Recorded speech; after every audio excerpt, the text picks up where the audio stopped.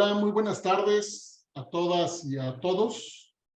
Es 21 de febrero del 2023 y a nombre del Programa de Seguridad Ciudadana de la Dirección de Incidencia de la Universidad Iberoamericana Ciudad de México, les damos a todas y a todos la más cordial bienvenida. Un cafecito sereno más con una nueva integrante del Programa de Seguridad Ciudadana, Roxana Chávez, bienvenida y gracias por el apoyo para esta sesión. Tenemos una sesión que hemos esperado con mucha ansiedad por lo que hemos podido leer de este proyecto, por el prestigio del trabajo de quienes hoy nos acompañan y la complejidad de sus aproximaciones. Bienvenido Jorge Peniche, quien es maestro en Derecho con enfoque en Justicia Transicional por la Universidad de Nueva York, director ejecutivo de Justicia Transicional México. Es tu casa, la Universidad Iberoamericana, Jorge, bienvenido. Bienvenido Michael Reed Hurtado, director de operaciones del Centro Guernica por la Justicia Internacional, profesor de la Universidad de Georgetown, abogado y periodista. Un gusto volverte a ver, Michael, bienvenido. Muchísimas gracias, Ernesto, y a todos. Bienvenida Gemma Clope Santamaría, doctora en Sociología por la New School of Social Research, profesora asistente de Historia y Relaciones Internacionales en George Washington University.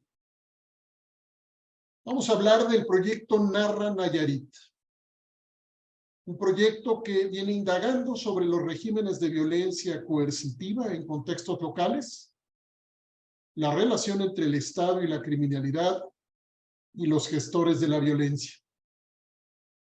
Y antes de comenzar, los invito a seguirnos en nuestras redes y a recordarles que en nuestro portal seguridadviacivil.ibero.mx estamos continuamente subiendo materiales e invitando al diálogo.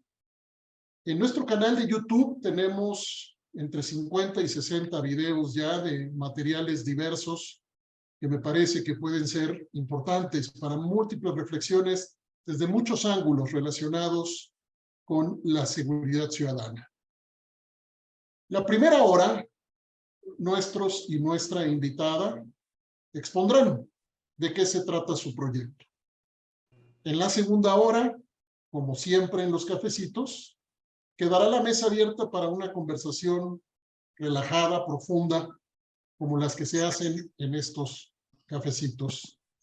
Les vamos a pedir a todas y a todos que mantengan apagados sus micrófonos y que esperen, por favor, hasta que termine la última expositora para comenzar, si quieren por escrito o si quieren levantar la mano verbalmente, hacer sus comentarios. A veces algunos de los expositoras nos han pedido que se esperen esos comentarios porque pueden de pronto distraerles de su exposición. Así que bienvenidos, por supuesto, los comentarios. Solo denos un ratito para que expongan y después adelante se abre la mesa. Dicho esto, arrancamos. Jorge Peniche, tienes el uso de la voz. Nuevamente, bienvenido.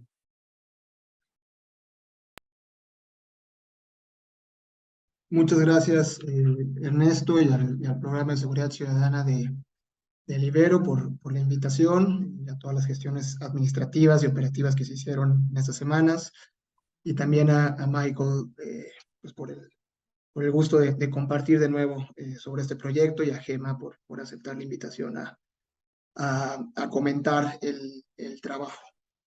Mi exposición, que tratará de ser de 15 minutos, abordará 3 temas principales. Los primeros 5 minutos lidiarán con el contexto nayarita y el contexto en el cual se inserta el proyecto. En un segundo punto expondré parte de la metodología del ejercicio de documentación, sus desafíos, la estructura de datos principalmente utilizada para documentar, pero de antemano, para no meternos tanto en eso, está disponible una pequeña nota metodológica que podemos compartir para quien así la quiera. Y en último lugar, me enfocaré en algunos de los hallazgos centrales del ejercicio de documentación, principalmente en materia de las dinámicas de violencia, específicamente de violencia letal y desaparición, y algo sobre el rol de lo que nosotros y otras personas en otros proyectos han llamado los gestores o intermediadores de la violencia. Y desde luego, posteriormente cederé el micrófono a Michael para también complementar un poco la exposición. Nayarit 2008-2021, que es el marco temporal que cubre el proyecto, se inserta principalmente en esta estela de violencia que aparentemente, y digo aparentemente entre comillas, va moviéndose alrededor del país y generando en partes del territorio, en algunos momentos, más o menos violencia. Si bien mucho del foco sobre Nayarit, particularmente en las últimas semanas a raíz del juicio de Genaro García Luna, se ha enfocado en el periodo 2011-2017, que es el periodo de gobierno de Roberto Sandoval y el ex fiscal Edgar Beitia, hoy detenido y condenado en Estados Unidos y testigo colaborador en el caso de García Luna, pues podemos apreciar que desde 2008-2009 empieza a haber un incremento dramático, particularmente en los números de violencia letal. 2010 y 2011, el año de la transición, perdón, de las elecciones, es cuando justamente hay más, y ahorita expondré algunas gráficas al respecto, mayor violencia letal en la entidad, lo que genera una narrativa en contra del Partido de la Revolución Institucional, en la cual curiosamente termina reteniendo el poder el Partido Revolucionario Institucional bajo el argumento de, hey, este es un nuevo político, es parte del nuevo PRI, no del viejo PRI, Roberto Sandoval. Los homicidios disminuyen dramáticamente en 2011 y 2012. De desaparición nos hablaba mucho en esa época, al menos en números, más allá de que obviamente habían ya reclamos muy puntuales sobre este tipo de violencia. Pero básicamente se inserta una narrativa de que Nayarit estaba prácticamente pacificado en relación con la violencia que había experimentado entre 2008 y 2010, ¿no? Se crea toda una estructura de seguridad que ha sido documentada por otras organizaciones, entre ellas la organización IDEAS, desde la Fiscalía General del Estado, y surge pues, la narrativa de que hay dos hombres fuertes en el sector seguridad, el gobernador y su hombre de confianza, el fiscal, que he mencionado, Edgar Beitia, y particularmente su llamada Policía Nayarit, ¿no? Entonces hay todo un argumento de que, pues sí, son hombres duros, cometen abusos, sus chicos policías andan encapuchados, pero al menos nos mantienen tranquilos, es decir, no vemos la violencia, ¿no? Particularmente en Tepic.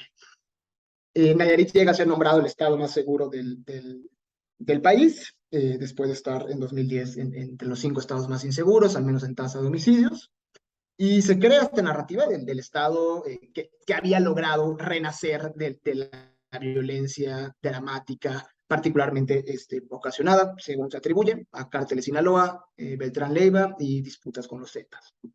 Este mito se rompe en 2017, más allá de que los ciudadanos nayaritas, por aquí debe andar Rodrigo, líder de la Comisión de la Verdad de Nayarit, y no me dejará mentir, más allá de que los ciudadanos nayaritas bien tenían idea de algunas cosas que ya estaban pasando, pero en 2017 se rompe este mito de la seguridad por 2 hechos muy importantes. El primero es que en febrero de 2017 hay un operativo de la Marina, que me imagino algunos de ustedes, colegas, habrán visto, que es bastante dramático, digamos, en el ejercicio de la violencia utilizada, porque 2 helicópteros de la Marina básicamente arremeten contra un edificio, una vivienda privada en Tepic, en la cual me atrevo a decir, ejecutado extrajudicialmente quien es llamado el H2, Arturo Patrón Sánchez, quien justamente pertenecía al grupo de los H's por Héctor Beltrán Leiva, ¿no? O al menos esta era la narrativa. 2 eventos de los que no se habla mucho, pero que también son muy importantes en nuestro ejercicio de documentación para entender y aproximarnos a estas dinámicas, es que justamente cuando la Marina y la Secretaría de Seguridad Pública entran a esta vivienda en Tepic y pierden la vida más de 16 personas, la mayoría integrantes o presuntos integrantes de los H, muchos de ellos con perfil, según pudimos reconstruir, en el sector seguridad estatal de la Secretaría de Seguridad Pública Estatal, es decir, ex policías.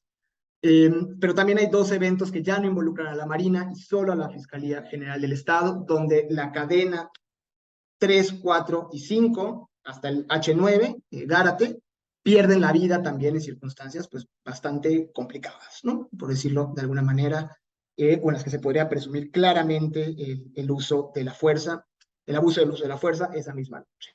Segundo, en marzo, tan solo unas semanas después, Edgar Beitia es detenido en Estados Unidos bajo cargos de conspiración y narcotráfico por una investigación seguida en el Departamento de Justicia del Eastern District de Nueva York, ¿no?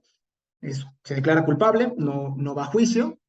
Las condiciones de esa negociación aún son poco claras y han vuelto a asomar la discusión nacional justamente por su intervención en el caso de Genaro García Luna, hoy de hecho encontrado responsable en primera instancia en Estados Unidos, y justamente pues, intervenir como testigo colaborador, hay que decirlo, con el interés de obtener una posible reducción en su sentencia si García Luna era condenado, ¿no? Dentro de todo este contexto, y ahí me toca decirlo, porque son nuestros socios locales y hemos trabajado muchísimo con ellos, y son ellos los que al final del día abren este escaparate de búsqueda de justicia. Un grupo de ciudadanos, políticos locales, activistas, forman un grupo al que le llaman la Comisión de la Verdad de Nayarit, haciéndole guiños a otros ejercicios de búsqueda de verdad y de promoción de rendición de cuentas, y logran emprender más de 26 carpetas de investigación contra gran parte de la estructura del gobierno local, Nayarita, particularmente el periodo Sandoval-Beitia, incluyendo al ex líder del Congreso local, al ex líder del Tribunal Superior de Justicia, bueno, expresidente del Tribunal Superior de Justicia. Es decir, pasa algo interesante en Nayarit, un ejercicio pues con relativo éxito, al menos en la parte promoción de acciones de justicia penal por 2011-2017. Y justamente después de que Beitia es detenido, lo cual se inserta mucho en el proceso electoral de 2017, se elige a un nuevo gobernador, hay una alianza de oposición PAN-PRD, nada nuevo como hemos experimentado en otras partes del país, y gana el PAN, Toño Echeverría García, hijo del primer gobernador de oposición, esto es importante y volveremos a eso después, hijo del primer gobernador de oposición en Nayarit en el periodo 1999 a 2005, quien había sido a su vez secretario de Gobernación del PRI, es decir, un integrante del PRI que por profunda convicción política se pasa al Partido Acción Nacional y gana en oposición digamos, la gubernatura de Nayarit. Su hijo es quien se vuelve candidato y hay toda una discusión política local muy interesante de promesa incluso de un nunca más en Nayarit, ¿no? Se utiliza mucho ese término, nunca más al periodo Beitia Sandoval.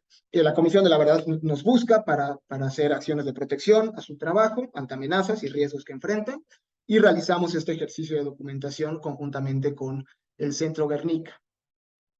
Moviendo un poco a la metodología y a las apuestas de documentación, les reitero la invitación a compartir en la nota metodológica al que así lo desee, puede escribir en un correo o a través del Ibero, y con mucho gusto se las compartimos. Pero básicamente la apuesta de documentación busca entender las redes dinámicas y patrones, incluyendo redes de ocultamiento, de protección y de perpetración, en estos contextos o en este contexto de violencia local.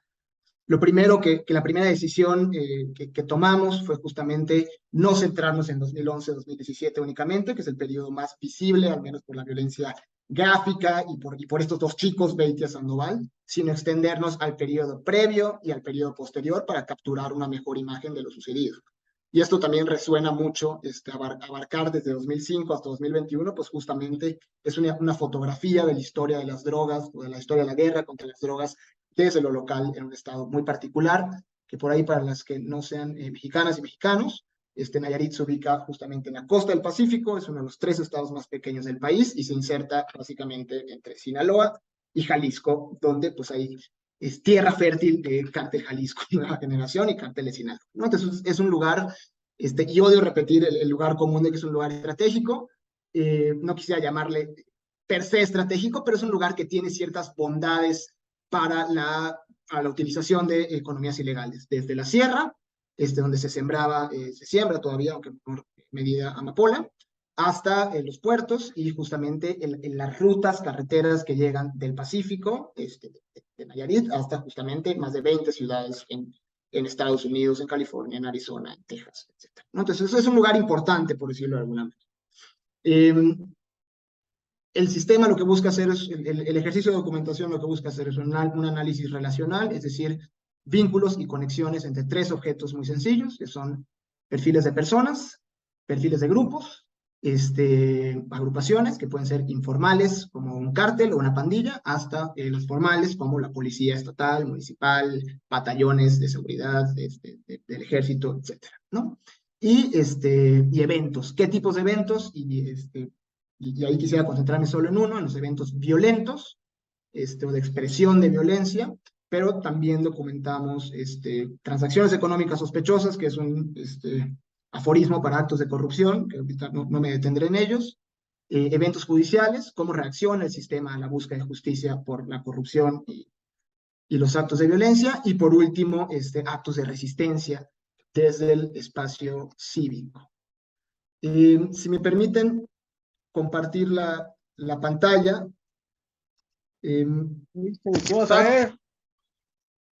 Listo, ¿se ve bien? Si no, me salió lo yuca. A ver, listo. Como punto de entrada, y esto es únicamente para dar un poco ilustración a la conversación, es justamente el comportamiento de la tasa de homicidios en Nayarit. Él narra Nayarit y es algo que hemos hablado muchísimo, no nos vamos con la finta de que los homicidios dicen todo sobre lo que pasa en un contexto determinado, pero pues sí arrojan obviamente algunas pautas para entrar, ¿no? Como vemos, 2010-2011, Nayarit presenta pues, justamente un incremento brutal en sus números de violencia y es considerado entre los 5 estados con mayor violencia, ¿no? Al menos en términos de violencia letal.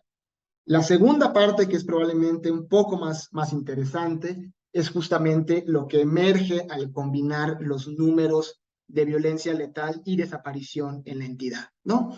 Desde luego, y esto hay que aclararlo pues, de antemano, son violaciones graves a derechos humanos que pueden obedecer a dinámicas distintas, puede haber un subregistro muy distinto en ambas maneras de registrar, incluso por quién cuenta, que es por un lado, estos son datos del INEGI, al menos en violencia letal, homicidios dolosos, y desaparición son del registro que lleva el Sistema Nacional de Búsqueda, pero digamos, creando con fines ilustrativos y para apuntar a ciertas hipótesis o suspicacias, lo que emerge justamente en el periodo 2010 a 2020, al combinar los números de violencia letal y desaparición, pues es justamente que en los, digamos, momentos de transición política, electoral, local, tenemos los 4 periodos de mayor violencia en la combinación desaparición y violencia letal. Es decir, por ejemplo, 2010, donde se disparan los homicidios, pero la desaparición es bastante baja, al menos en registro,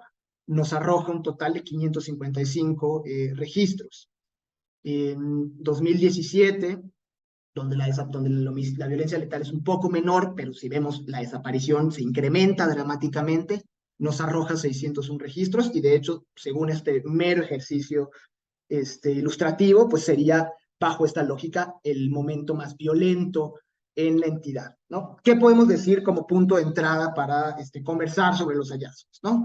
Identificamos básicamente 4 momentos claves, al menos para confrontar la documentación, y ahora regresar a eso, pero es, por un lado, de altos homicidios y desaparición baja, en 2010 y 2011, que en comparación con 2009, por ejemplo, la cifra de homicidios se incrementa prácticamente un 200% en 2010. Y ahí personas expertas me podrán decir, claro, Jorge, pero hay todo un tema de subregistro en 2010-2011, la desaparición no se registraba como se registra ahora, ¿no? Había toda una política para invisibilizar la desaparición, y eso es muy cierto, ¿no? Y hay que tenerlo en cuenta y tomar con un grano de sal esta valoración.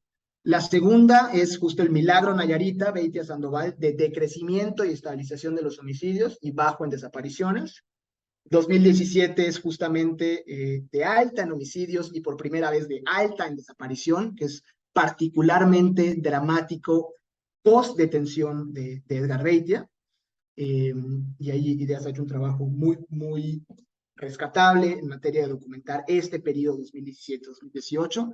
Y por último, a partir de 2019 y 2020, una regularización o estabilización de homicidios, pero alto en desaparición. Incluso hoy, 2020, 2021, 2022, es más alta la desaparición que en el periodo de Beitia.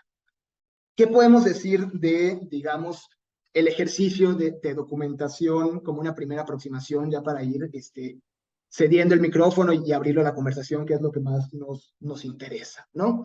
Dos advertencias. El ejercicio es un ejercicio de documentación cualitativo, es decir, no es más allá de que trata de sentarse justamente en un punto medio entre los casos muy específicos que nos dicen algo, pero no nos dicen todo, y los datos como tal, masivos, estadísticas, registros.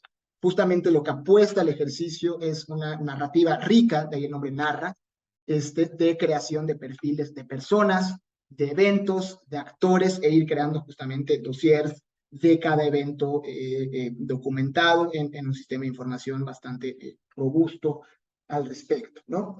La segunda es que justamente el evento violento, y esto Ernesto lo han cubierto en otros cafecitos serenos, el evento violento nos cuenta una parte de la historia, pero no nos cuenta toda la historia, ¿no?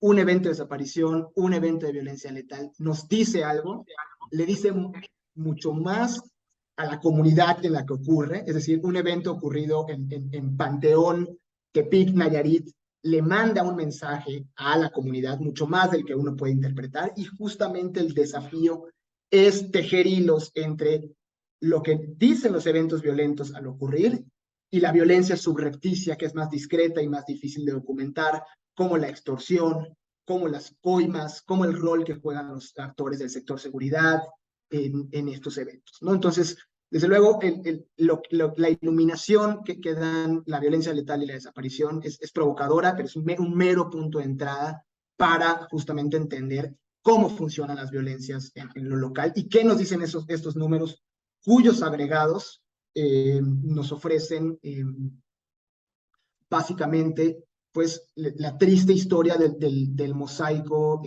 nacional.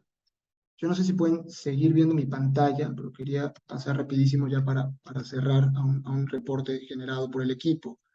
De 281 eventos violentos, insisto, muestra cualitativa, documentados en Nayarit en un 85% y el resto en estados colindantes, podemos extraer, digamos, algunas consideraciones preliminares.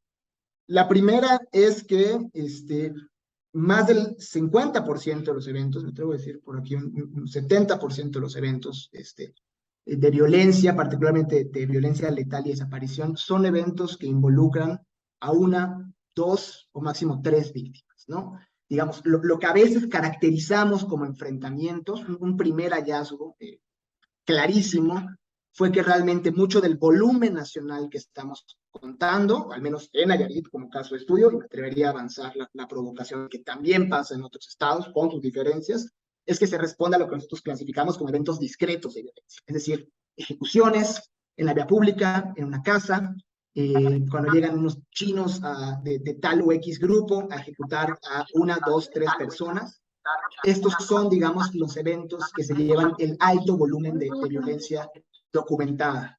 Y luego vamos alejándonos, ¿no? Eventos que involucran 9, 12, 14, 15, 18, 21, 33 y hasta 39 víctimas. 39 lo recuerdo muy bien, y Michael no me dejará mentir, se trata de la masacre de Ruiz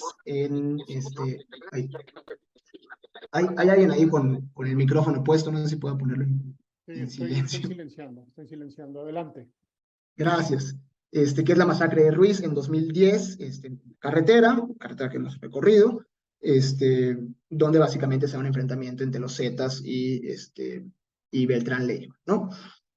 Entonces, primera provocación, muchos de los números del volumen de violencia responde más que a enfrentamientos como tal entre fuerzas con poder de fuego, por decirlo de alguna manera, independientemente que sean privadas o públicas, obedece a eventos discretos de violencia que crean un agregado masivo, me atrevo a decir, de violencia, ¿no? Y en segundo lugar, que gran parte de los actores victimizados de violencia letal y desaparición, aquí tengo 686, pues prácticamente un 33% obedece a actores privados, ¿no? Es decir, en su mayoría, chicos, porque eso nos indica la documentación, personas, yo no me atrevo a decir pertenecientes a tal cártel o no, pero me parece que la manera más efectiva de decirlo es actores privados, que en su mayoría son actores privados armados, es decir, parte de la disputa por economías ilegales, ¿no? En este contexto. Por último, para concluir y ceder el micrófono, el tercer hallazgo, y ahí va una provocación también, es que uno de las grandes, disculpe, no sé si, no, ahorita regreso a esta exposición en una segunda parte. Pero uno de los Estás ya hallazgos... sobre la media hora casi, Jorge. No, listo, corto. Uno de los hallazgos centrales pues, es justamente el rol de los actores del sector seguridad en la policía estatal y policía federal, ¿no? Básicamente, estos nombramientos que se anuncian con bombo y platillo, en la mayoría de las ocasiones obedecen a personas que básicamente se reciclan entre puestos de seguridad y van rotando en policía estatal y municipal, y muchos de ellos siendo exmilitares, ¿no? Ahí le corto con ganas de conversar. Gracias. Gracias, Jorge. Adelante, Michael. Muchísimas gracias, Ernesto, y un saludo a todas y a todos, y gracias por su interés. Yo voy a hacer unos comentarios muy puntuales, sobre todo desde lo que adiciono o lo que trato de traer al proceso y a la lectura. Creo que estamos en una fase en donde hemos logrado acumular datos, en donde se han realizado algunas visitas y en diálogo, sobre todo con las contrapartes, en donde sobre todo hacer énfasis en la fase analítica, ver nuestros supuestos y ver qué es lo que estamos viendo. Y para muchos de los que están en la sala, que les reconozco, obviamente esto va a ser un poco general y básico, pero creo que es importante. Y en general, cuando estudiamos la violencia, creo que no se nos puede olvidar, como están viendo en la pantalla, que por lo general necesitamos ver más allá de lo visible.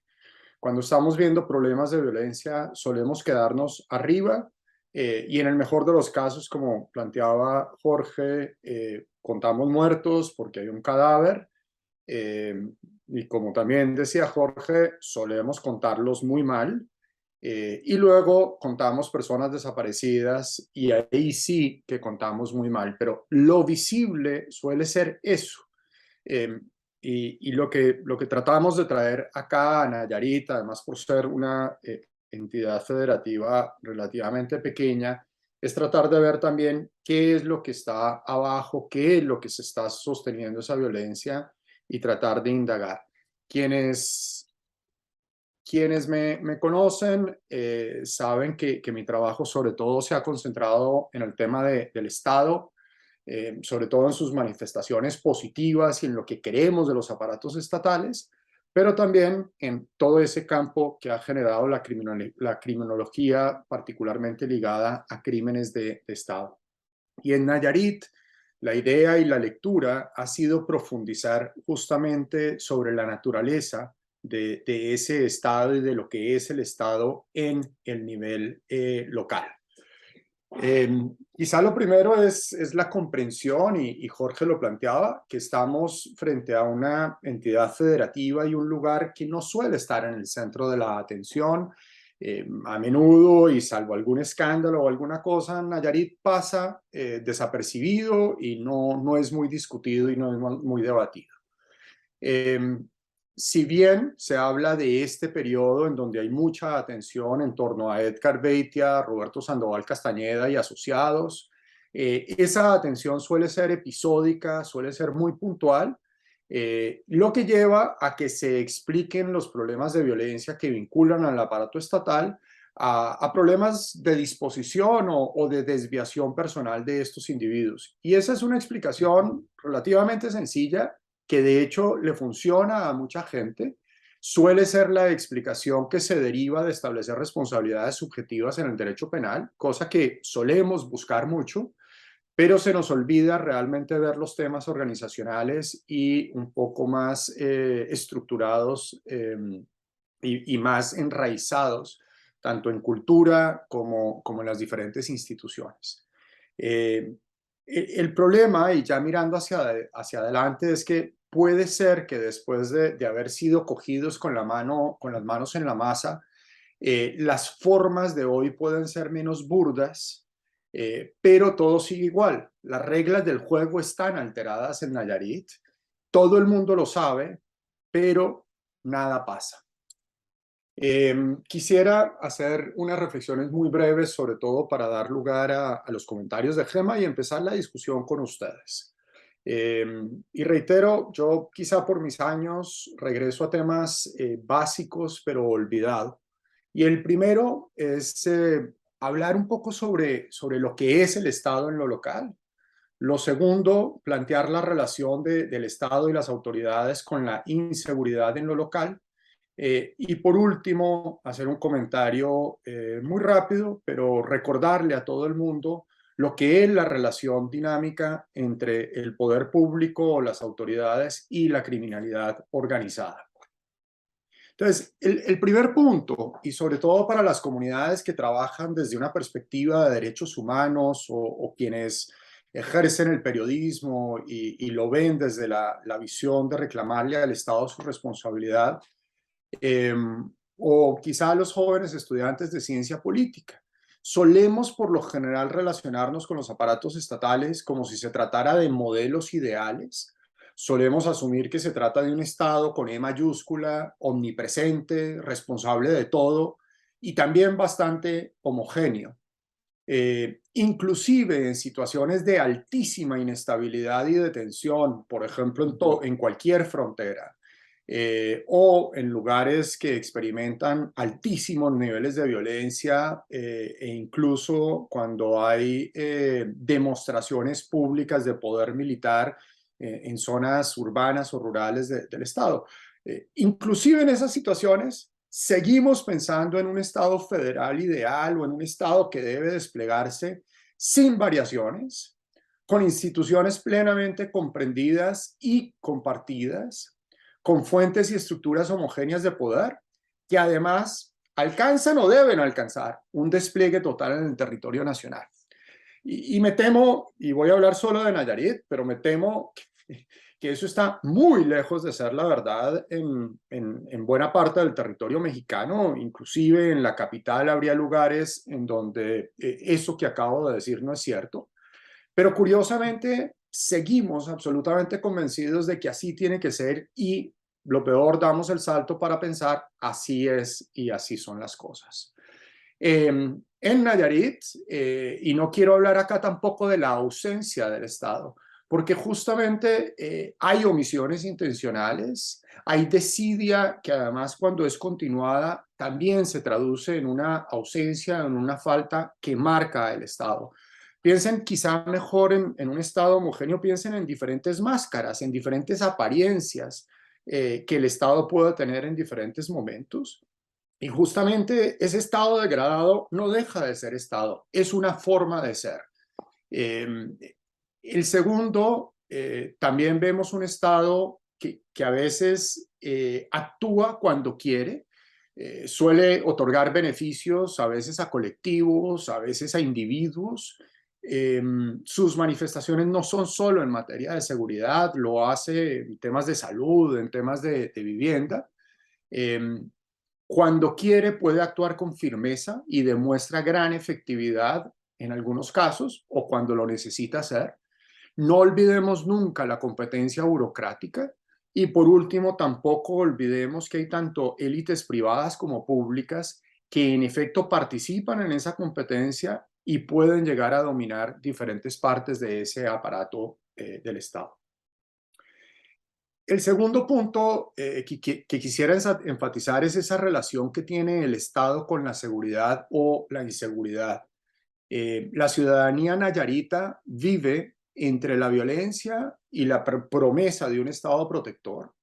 El control del uso de la violencia por parte del Estado no necesariamente está presente siempre, pero amenaza con poder hacerlo y como decía Jorge, es muy curioso que el discurso que plantea el funcionario de seguridad con pistola al cinto y lo que se creía sobre él y lo que se difunde en redes públicas es una noción de un gran protector y de un ejercicio de seguridad efectiva, en donde terminamos también justificando muchos de los eventos e incidentes de violencia con tal de que sean en contra de un enemigo temido, fabricado o además compartido por diferentes sectores de la población.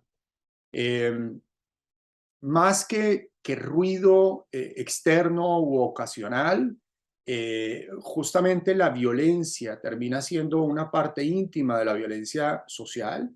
Yo sé que todos estamos también muy concentrados en contar homicidios, pero probablemente si hay un control homogéneo vamos a tener una reducción brutal de los homicidios, pero lo que está ejerciendo su control social es la violencia. Y por lo tanto hemos tenido que encontrar formas, por lo general de corte cualitativo, de poder hablar sobre esa violencia que termina inmovilizando y controlando, aunque no se manifiesten esos eventos que tanto contamos que son los homicidios. Y nuevamente recordar que un Estado como el mexicano, por todo lo que puede desplegar, tanto en su orden municipal, estatal como federal, no necesariamente es un Estado ausente y omisivo. Esa ausencia y esa omisión pueden ser una manifestación del mismo poder del Estado que opta por no actuar. Creo que a veces tendemos a ver la omisión sencillamente como una actividad, una actitud pasiva. Si va de la mano con información e intención, claramente es una de las manifestaciones más fuertes que pueda llegar a tener el aparato estatal. Y con esto termino, y ha sido objeto de mi trabajo durante muchísimo tiempo. Creo que esta división que teníamos entre público y privado o entre legal e ilegal no existe y no es tan tajante. El crimen organizado y el aparato estatal están muy imbricados, lo han estado durante muchísimo tiempo y no solo en México. Habrá momentos en donde el crimen es determinante, habrá momentos en donde élites políticas que controlan el Estado serán determinantes. Y eso no es necesariamente estable, tenemos que ir leyendo los diferentes cambios. Por otro lado, el crimen organizado no es solo el cártel, no es solo el muchacho, no son solo los merodeadores que logramos ver, no son solo las pintas, no es solo la parte armada más gráfica de ultraviolencia. El crimen organizado en México como en Colombia es increíblemente sofisticado. No solo tenemos los más avesados y los más visibles. Hoy en día tenemos personas que han estudiado en las mejores universidades que se encuentran dentro de diferentes sectores, de lo público, de lo privado. Tomen ustedes todo lo que tiene que ver con transportes o todo lo que tiene que ver con construcción y justamente lo lograrán evidenciar. El problema es visibilizarlo nuevamente. Entre parte de lo que está pasando es que como ahora hay tantos medios de comunicación que dicen alumbrar de manera abierta el crimen organizado y nos entregan mapas muy estructurados como pirámides de quién está arriba y quién está... Hay cierta creencia de que tenemos controlado el crimen organizado. Y no hay nada más lejos de la verdad. El crimen organizado más efectivo es aquel que no se ve y aquel que logra operar. Pero ahí nuevamente estamos justamente yendo en contra de lo que ha sido esta tendencia a querer hacer todo visible y a creer que una estructura jerárquica estática es la que mejor manifiesta el crimen organizado. Entonces recuerden que además de esas manifestaciones que le encantan tanto a la prensa y a la televisión, el crimen organizado tiene muchísimas manifestaciones y no es toda burda y no es toda ultraviolencia. Por otro lado, no todo lo que hace el crimen organizado es opuesto por las autoridades. En muchos sitios tampoco tenemos una visión de contrapoder del aparato oficial. De hecho, creo que hoy en día, y hay varios acá en la sala que nos acompañan, las dinámicas de seguridad que se traban como roscas coercitivas extorsivas requieren en efecto acuerdo entre dos partes. Esto ha venido pasando desde la configuración del Estado mexicano y los historiadores han ido dejando huella de esto cada vez más y sigue pasando en la actualidad. Muchos de los milagros que se pactan en diferentes sitios van de la mano con trances y acuerdos entre autoridades y grupos armados. Algunos de esos acuerdos raramente se dan a conocer al público, pero los conocemos. Otros, sencillamente, hay personas que se encargan de transarlos y pactarlos, por lo general a expensas de algún enemigo que sufre capturas, muertes y bajas. Todo esto tiene que ver con el flujo de información y el procesamiento de inteligencia. El crimen organizado también está visible a nivel micro, meso y macro.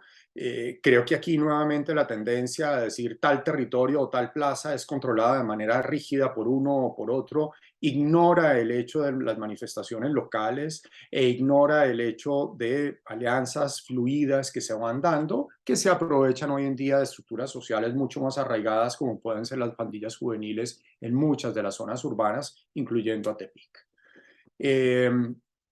No hay la menor duda que el crimen organizado también participa en la configuración de transacciones en el ámbito público y en el privado, no como se hacía antes, en donde se sabía que de manera ramplona por el plata y por el poder económico ingresaba a la zona, sino de manera muchísimo más sutil logra influir e incidir.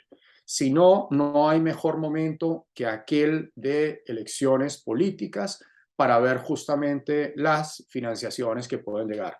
No habrá político que de manera abierta reconoce o quiere la plata del narco, o de pronto los hay, pero son bastante especiales. Sin embargo, casi todas las campañas están matizadas por fondos que no se pueden controlar y claramente hay un interés de financiar a quien vaya a ganar y a ser parte del proceso. Desde ahí, su influencia en la configuración de relaciones y en las transacciones, reitero, que pasan en el ámbito público como en el privado.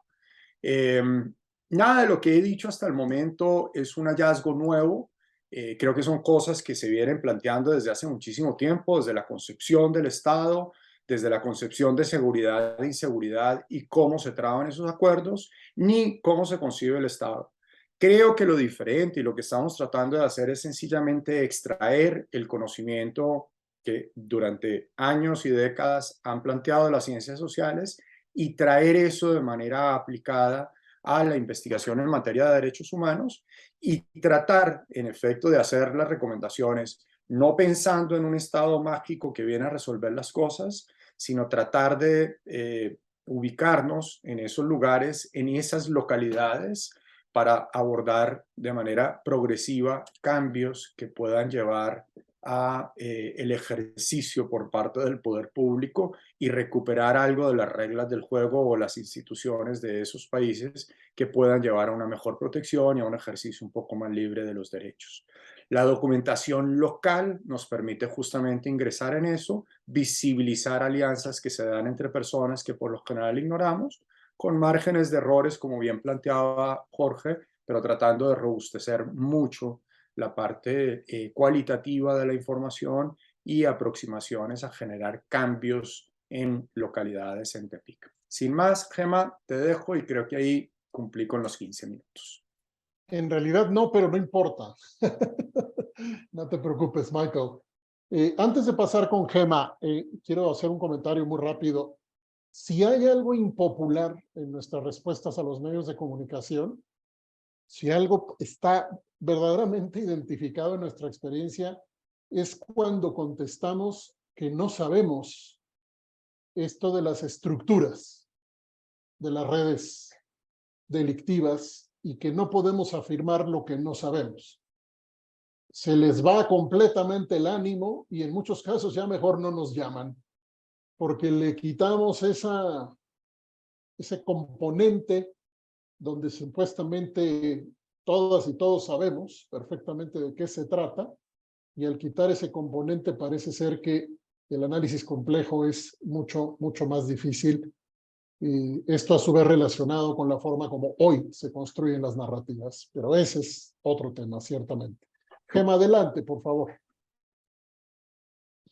Sí, muchas gracias y nada, primero agradecer como la oportunidad de unirme a este cafecito sereno y estar en esta conversación a partir de esta investigación y este estudio tan relevante que a mí me parece que en efecto confirma o refuerza varios de los hallazgos o de los, digamos, como de las nuevas perspectivas para entender la violencia y la inseguridad, pero no obstante lo hace desde un aporte original y desde un estudio que nos da una aproximación muy rica a lo que es peculiar de Nayarit, pero que también me parece ofrece como lecciones o importantes puntos de comparación para hablar de otros contextos, no nada más en otras localidades de México, sino también en otros lugares de América Latina. Entonces yo quisiera nada más, primero, felicitarlos por este esfuerzo. O sea, sé que los esfuerzos siempre son colectivos, siempre involucran a equipos que trabajan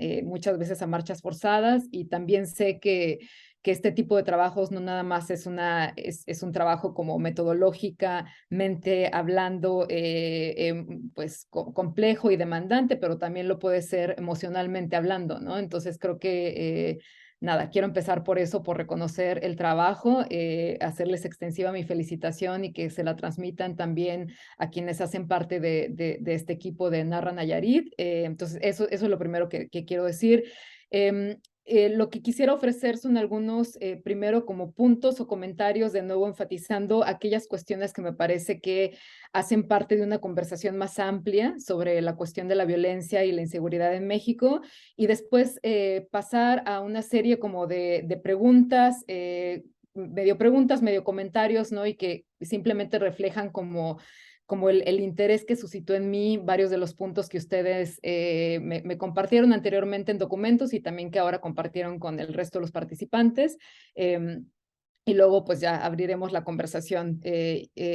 Y nada más para posicionarme un poco, o sea, yo como lo decía Ernesto, soy socióloga, también soy historiadora, y mi trabajo ha sido mucho acerca de la historia de la formación del Estado en México en el siglo XX, y aproximándome a la formación del Estado en México desde el tema de los linchamientos o estas como formas de violencia extralegal a nivel local, ¿no? Entonces hablo desde ahí y también hablo desde mi experiencia trabajando de manera colectiva en esfuerzos de investigación sobre violencia crónica y seguridad humana en México, ¿no? Trabajando en varias comunidades en México. Entonces, bueno, desde ahí me aproximo a este tema y por eso es que me entusiasmó mucho la invitación. Algunas cuestiones ya las mencionó Michael, pero igual, de nuevo, empiezo por estos puntos que me parece que es importante destacar de lo que confirma este estudio, ¿no? O sea, lo primero es señalar la importancia de lo local, ¿no? O sea, la importancia de lo local al hacer como diagnósticos de seguridad y también de la situación de violencia que se vive en el país, ir más allá de visiones a nivel macro o agregado, que a nivel histórico, de hecho, han invisibilizado dinámicas que se dan a nivel local y que han contribuido a narrativas falsas en términos de la trayectoria histórica de la violencia en México, ¿no? O sea, hasta hace poco se había vuelto como un lugar común el pensar que México era una excepción dentro del contexto latinoamericano, ¿no? O sea, como si la violencia en México hubiera empezado en el 2007 con la llamada guerra contra las drogas, como si esta guerra fuera nueva, tampoco lo es nueva, ¿no? Y como si la violencia vinculada a los homicidios en particular fuera algo nuevo, ¿no? Entonces, y esto obviamente tiene que ver con un entendimiento muy acotado de cómo lo estudiamos metodológicamente a nivel macro, ¿no? Entonces, este nivel macro nos ha demostrado que no nos alcanza para dar un diagnóstico adecuado. Entonces, este estudio confirma de nuevo la importancia de lo local, ¿no? O sea, y por qué es importante lo local para ir más allá de una visión tan limitada. Lo segundo, ya lo decía Michael y también Jorge, ¿no? La importancia de ir más allá de los homicidios, ¿no? Y entonces, o sea, es difícil documentar otras violencias, ¿no? O sea, en este caso se habla de extorsiones, se habla de desapariciones. Es difícil porque la numerología en México se había vuelto hasta hace poco como una obsesión en términos de como el medidor de la inseguridad y también para prescribir soluciones y políticas públicas, ¿no? Entonces, es como muy tentador, digamos, el signo de los números como una especie de atajo analítico para dar cuenta de una realidad que es en realidad es realmente más compleja, ¿no? Entonces, ese es el segundo punto. Entonces, la importancia de lo local, la importancia de ir más allá de los homicidios. Lo tercero es esta cuestión de la violencia, o sea, que no es un signo de desorden político-social, ¿no? Ni significa que haya total caos, sino que puede dar cuenta más bien como de ciertos órdenes que se dan. Y a la vez que la ausencia de la violencia no implica la falta de delitos o no implica que haya paz, ¿no? Entonces, o sea, como, digamos, es un tanto como pareciera como paradójico, pues, o sea, pero ni la violencia es caos, ni la ausencia de la violencia es paz, ¿no? O sea, ese claramente también surge como de este estudio, de nuevo, como muy visto desde abajo, pero creo que confirma como los hallazgos de otros estudios que he leído y de los cuales he participado también. Lo cuarto es la relación violencia-Estado, ¿no? O sea, que ciertamente, o sea, ¿no? Confirmo lo que ya se había dicho, ¿no? La violencia no es un signo de un Estado ausente o fallido, ¿no? Digo, en realidad, más bien la violencia y la presencia de la misma nos da cuenta más bien de cómo se ha formado el Estado o cómo se ha formado la autoridad en México, ¿no? A partir como de estos arreglos. Y por otro lado, también nos da cuenta de unas relaciones bien complejas, ¿no? Entre actores estatales y actores, entre comillas, criminales, que no es que haya una relación, digamos, de externalidad, ¿no? O sea, sino que son realmente como estas redes, estas zonas grises, y un poco como ya adelantando algunas de las preguntas que tengo es, o sea, ¿cómo hacemos para, reconocemos como esta complejidad, esta zona gris, esta cuestión de que el Estado no es externo a la violencia extralegal, el Estado no es externo a los grupos criminales, y sin embargo, o sea, seguimos viendo, y esto es en el contexto del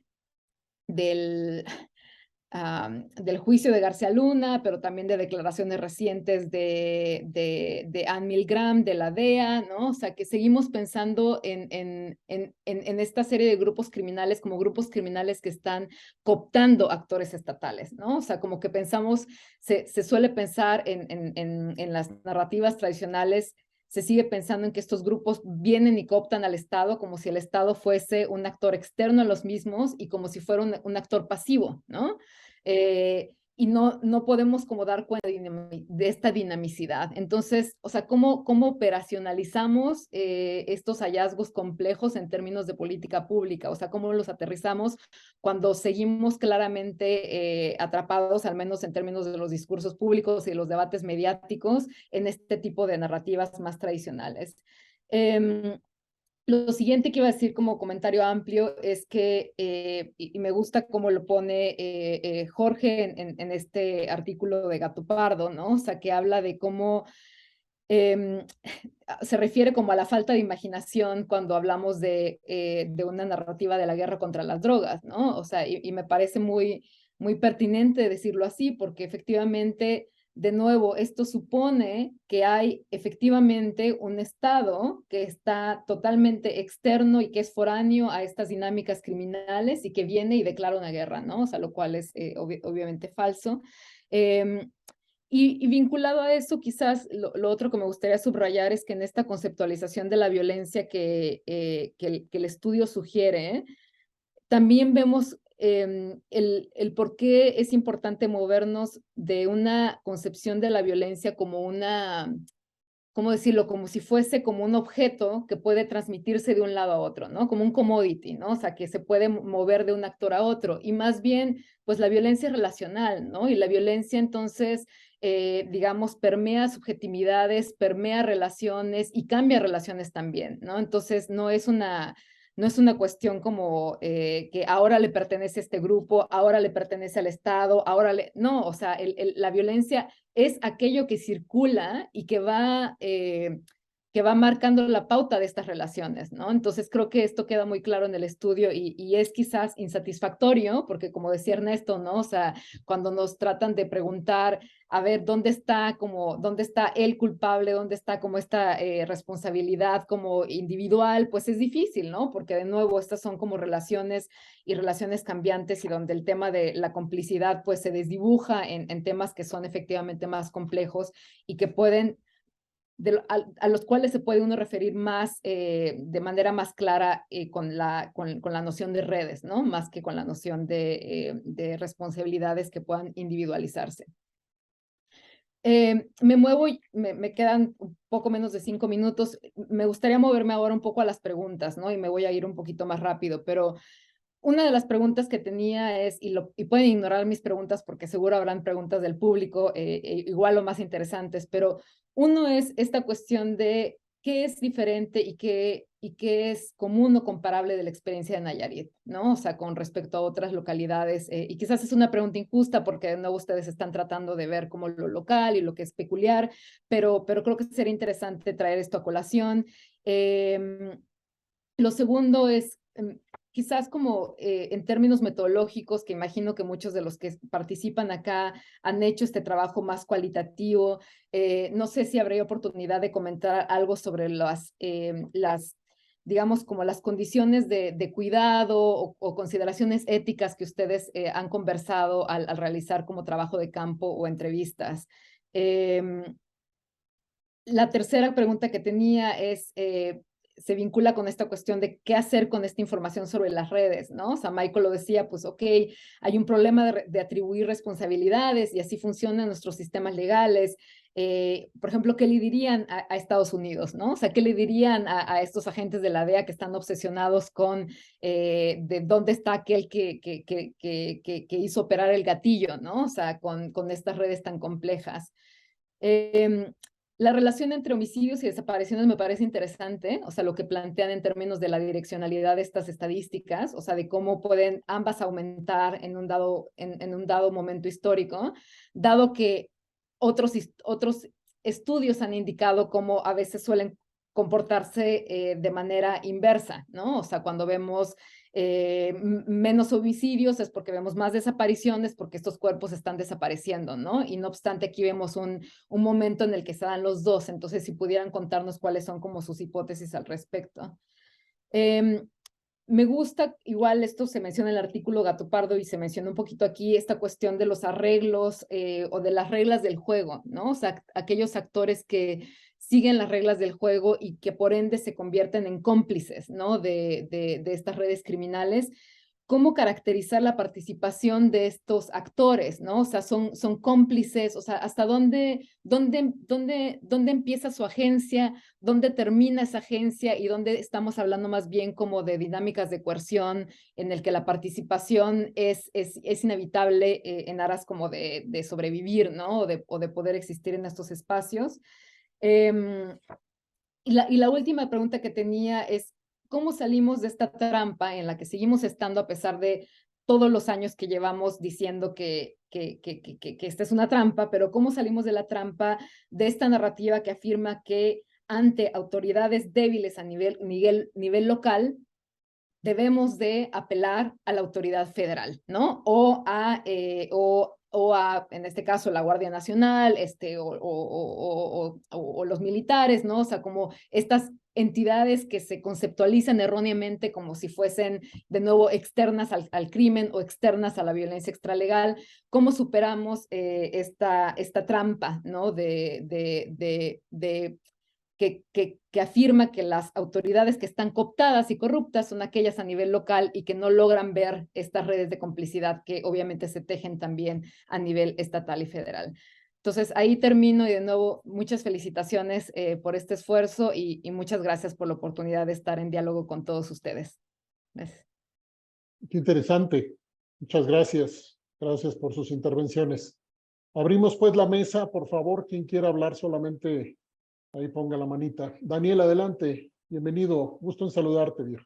No, al contrario, muchísimas gracias por la invitación, Ernesto, y además a los expositores. La investigación se ve súper buena. Yo tenía 3 comentarios y una pregunta, me voy directo a ellas para no tomar demasiado tiempo. El primer comentario tiene que ver con cómo reportamos los eventos aislados y en particular la diferencia entre públicos y privados, porque nosotros nos enfrentamos al mismo problema en el Observatorio de Personas Desaparecidas. Algo que nosotros reportábamos en el observatorio era pues justamente eventos de desaparición y nos costaba mucho trabajo decir que había sido desaparición realizada por privados, básicamente porque no teníamos ningún elemento que nos permitiera decir que había agentes estatales involucrados en el evento en concreto.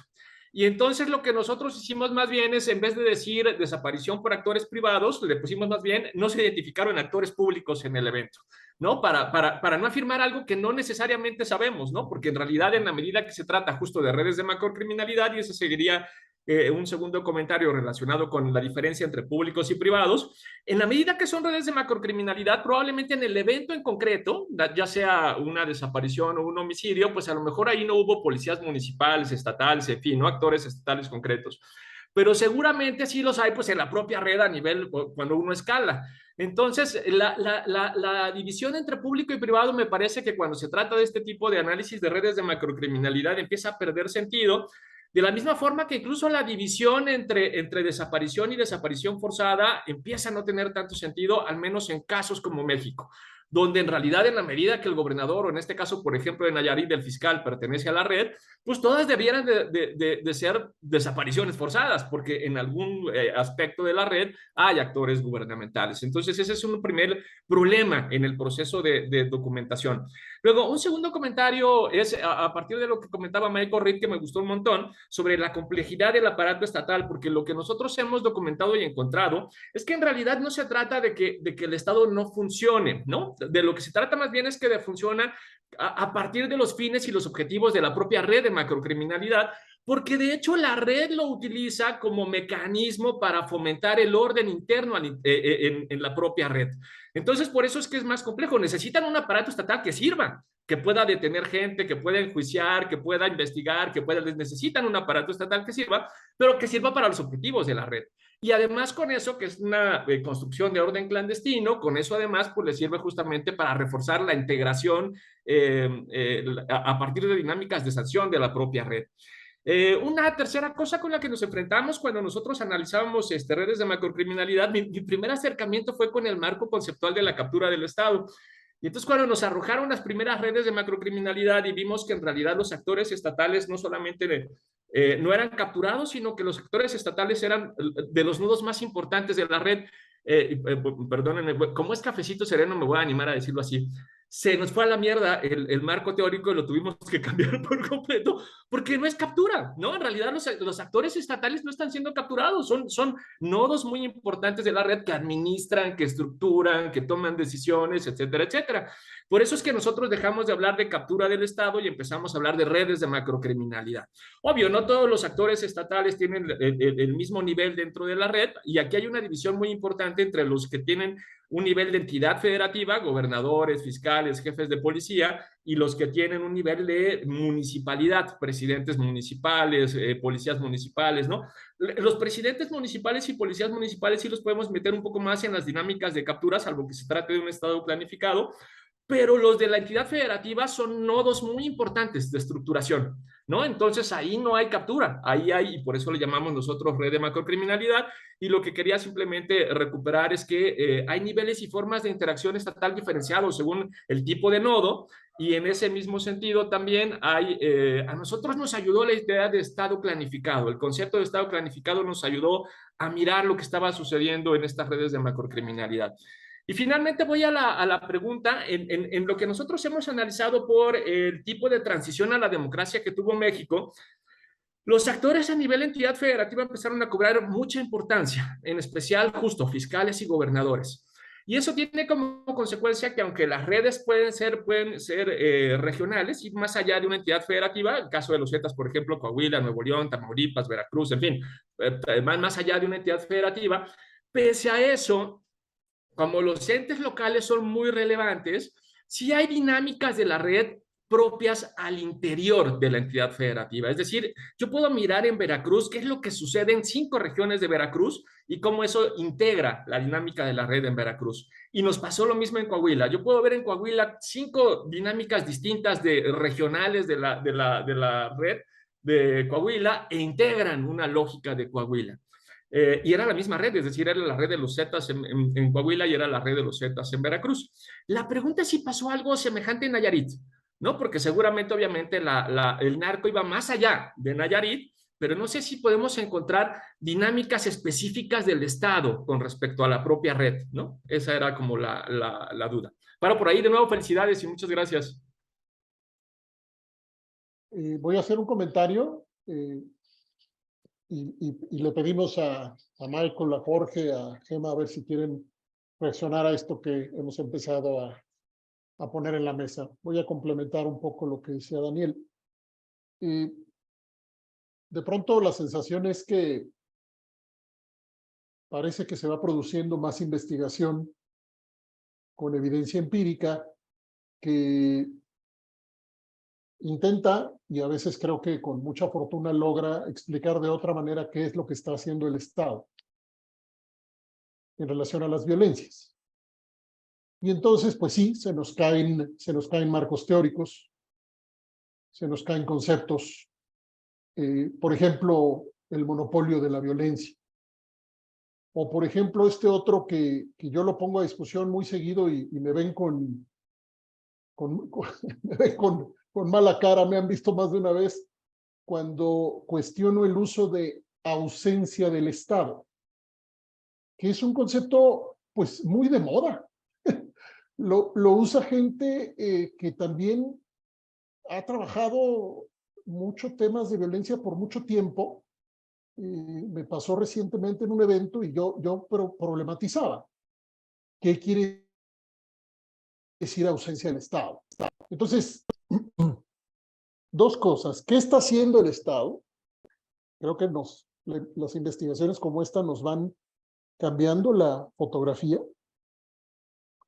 Pero la otra, agrego esto, por ejemplo, que nos dijo el índice global de delincuencia organizada de Global Initiative, que dice que los agentes estatales son quienes más facilitan los mercados ilegales. Eso dice el índice. Y entonces yo cuando leo eso, yo me imagino en un partido de fútbol en donde tienes el equipo contrario, es dueño del balón y del árbitro. Y entonces digo, a ver, ¿y cómo le hacemos? Porque si el otro equipo pone las reglas, es dueño del balón y es dueño del árbitro, y tiene comprado al estadio, y quien narra el partido también lo tienen comprado, pues, ¿de dónde? Dice Gema, ¿cómo salimos de esto? Pues yo no tengo la menor idea, porque los incentivos asociados a los recursos, en este caso, múltiples tipos de recursos, están asociados a hegemonías. Entonces, ¿a dónde vamos con este proceso de documentación con base empírica creciente? ¿A dónde vamos frente a la necesidad de complejizar? Termino con esto. En un cafecito no tan sereno como este, populismo y posverdad, nosotros poníamos en los términos de referencia con las personas que nos acompañaron, que pareciera que mientras más complejas son las violencias, más simples son las narrativas sobre las violencias. En este contexto de populismo y posverdad. Entonces, ¿qué hacemos con todo esto? Pues, puras preguntas difíciles para hacernos reflexionar y ver qué hacemos con todo esto en el proceso de discusión. Jorge, Michael, Gema, ¿quién quiere por ahí? Si quieren, yo me Adelante. animo. Adelante.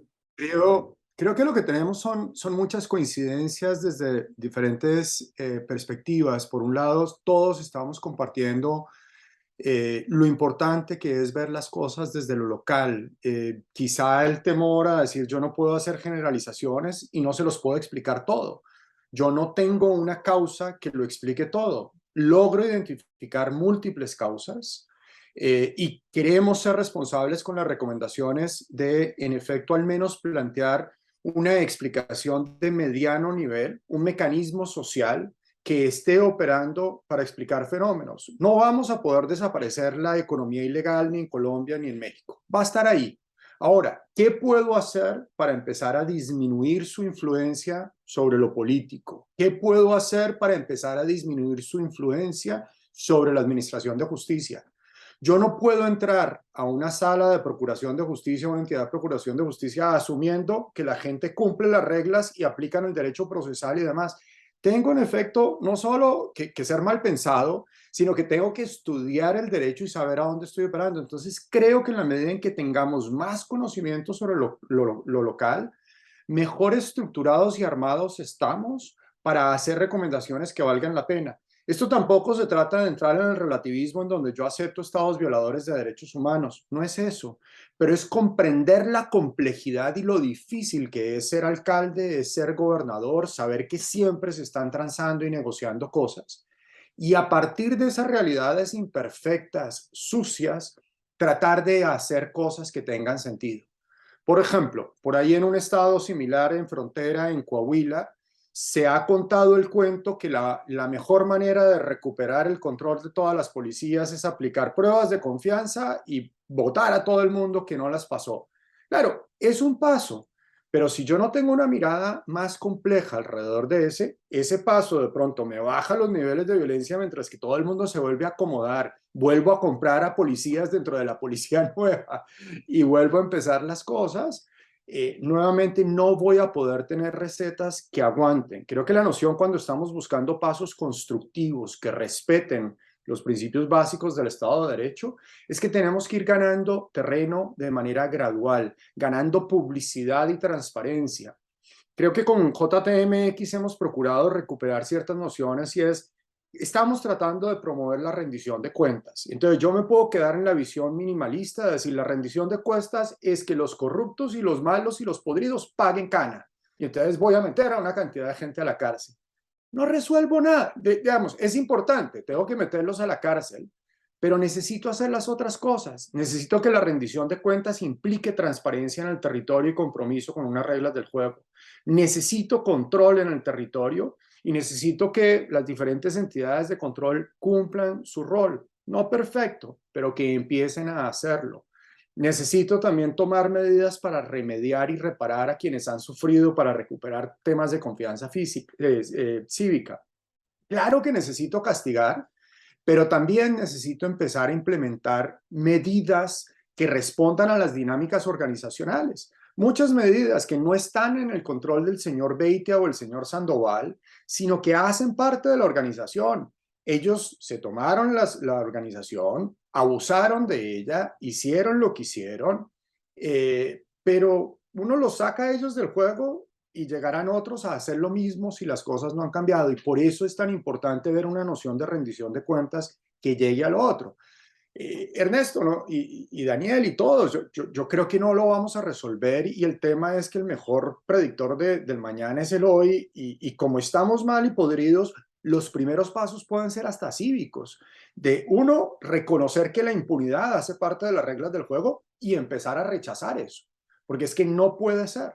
Entonces creo que hay pasos cívicos de dejar de mentirnos y de dejar de proclamar derechos y deberes que solo existen en el papel, empezar a hablar con más realidad y crear estos movimientos cívicos como fue el proceso de la Comisión de la Verdad de Nayarit, que es un primer paso extraordinario de decir, no, necesitamos exigir transparencia. Creo que es sobre la base de eso que podemos construir mecanismos sociales de cambio en donde en efecto vamos avanzando y daremos 3 pasos para atrás. El tema es que demos 4 para adelante.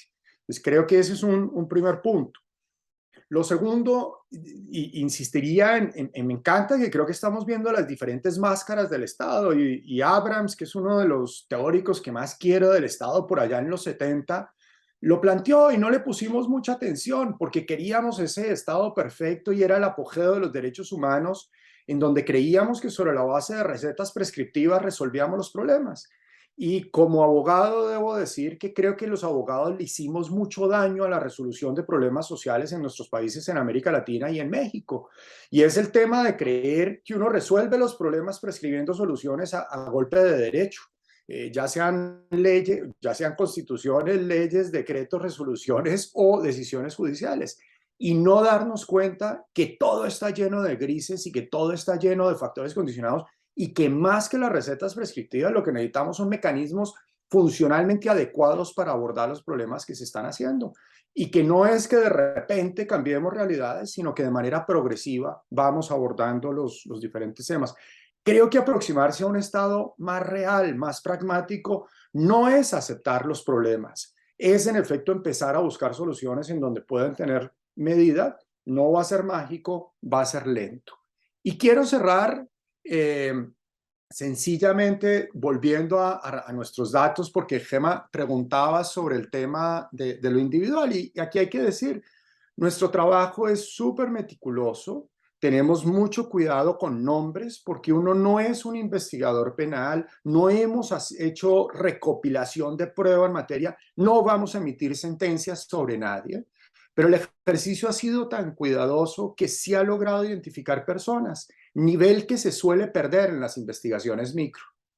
Pero logramos identificar personas, así como logramos colocar placeholders específicos a NNs, logramos seguirles sus trayectorias.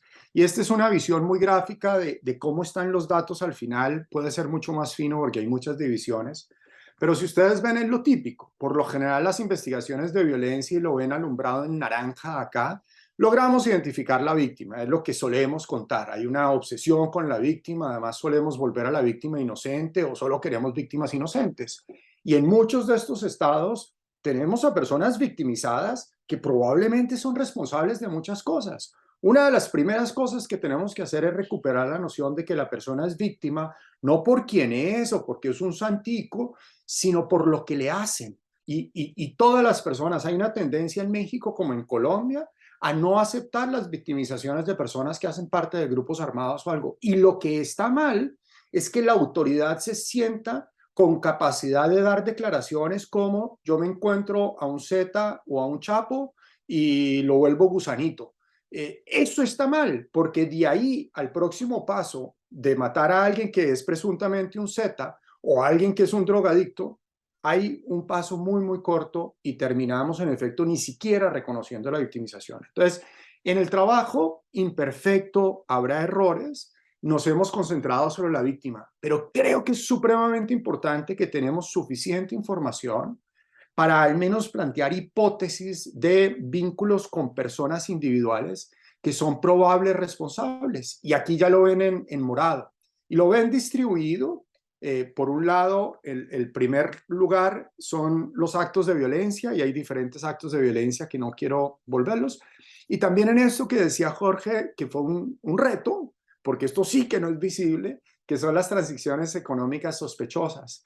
Pero ya logramos reconocer algo de probabilidad de individuos. Esto además puede aparecer en otros gráficos y ser dinámicos. Y luego hay unos casos en donde uno dice, ok, no tengo toda la información, no quiero perder esa posibilidad de seguir alimentando información y aquí lo que hacemos es actualizar información regularmente y uno va, como en lógica bayesiana, actualizando conocimiento y puede ir cambiando de un lado a otro. Y acá tengo una categoría que es, tiene posible intervención, son indicios leves, pero no quiero perder esa información.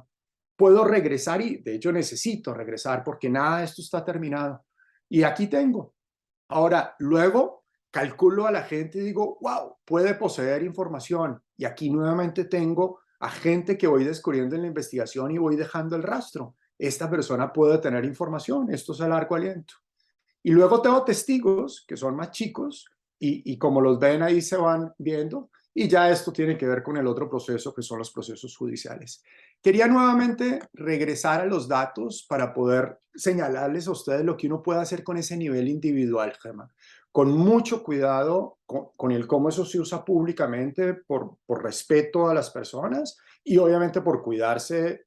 Yo como periodista tengo mucho cuidado con esas cosas también y como abogados sabemos que uno no va a hacer acusaciones. No es por eso, pero me parece que sí también es hora de empezar a llegar a esos niveles micro.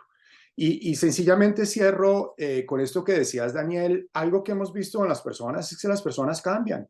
Una persona en el 2008, porque le pasaron cosas o porque le hicieron propuestas que no podía decir que no, cambia de actitudes. Y por lo tanto es importante verlo cómo evoluciona, porque en un momento puede estar de un lado, después de otro. Nada es estable. Y si algo sabemos del mundo del crimen organizado es que lo que logramos documentar son los que ya perdieron, porque ya se dejaron ver. Y ahí es en donde me parece ridícula esta expectativa de que como investigadores o como periodistas, nuestra tarea permanentemente es estar visibilizando estructuras criminales abiertas, porque si no, no valemos. Entender cómo funcionan, entender la parte organizacional, es justamente en donde más podemos aportar y es en donde mejor podemos entender esa imbricación, que Daniel, no creo que vaya solo de criminalidad organizada a Estado, creo que hay élites políticas en Estado que también determinan actividad de criminalidad organizada. Yo creo que eso va de lado a lado, no es solo un tema de cooptación del criminal al Estado.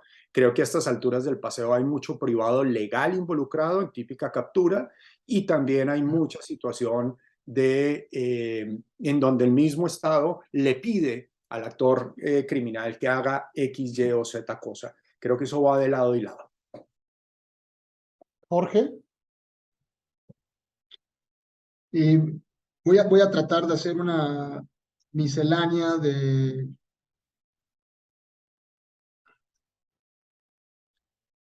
comentarios, porque igual y por todo será difícil.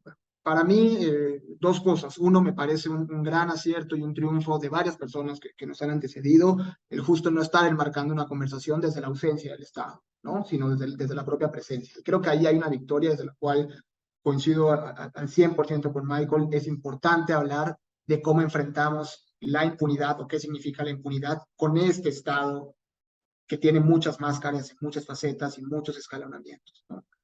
Yo no quiero ser cínico ni maniqueo ni caer en el reduccionismo de que los cárteles no existen, pero es verdad que por un lado es una categoría de análisis útil, que aporta ciertas cosas, pero que también tiene sus limitaciones y que también expresa una agenda política, una visión, digamos, la realidad local de quién puede cometer violencia me parece mucho más compleja. Tres, para mí la palabra o la frase clave, escuchándoles y pienso muchísimo en ello, es transición política local. Hay alternancia multipartidista en gran parte del país, o en casi todo el país, sí, ciertamente, de partidos.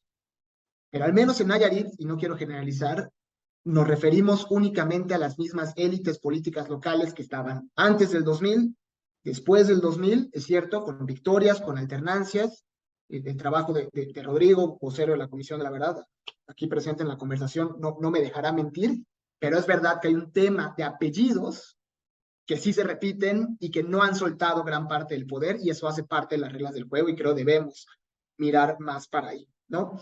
Hoy hay un Beitia en Nayarit, con otras formas, probablemente con otra posición, pero hoy hay alguien que hace parte de esas reglas del juego y que juega un rol de gestión como en un momento lo hacía Beitia. Y por eso traigo a colación justamente esta gráfica de visualización de agrupación, que igual se explica mejor aquí, que es justamente el grupo de los Pelochos.